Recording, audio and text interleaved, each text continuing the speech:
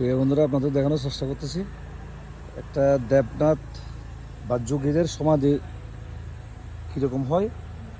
এই দেখুন, তিন তাক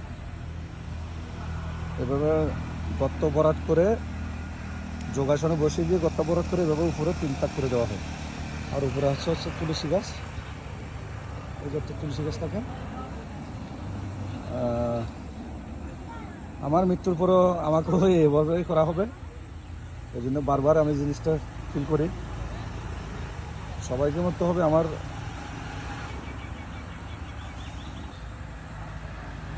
আমাদের সংস্কৃতি এবং আমাদের ধর্মীয় চিন্তাভাবনা থেকে এইভাবেই আজীবন সমাধিস্থ করা হয় দেবনাথদেরকে।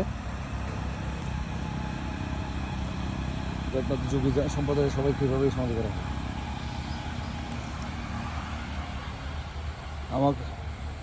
আমি একদিন এই পৃথিবী ছেড়ে চলে যাব, আমাকেও এইভাবে সমাধিস্থ করবে। একটা তুলসী গাছ, এই হচ্ছে সমাধি।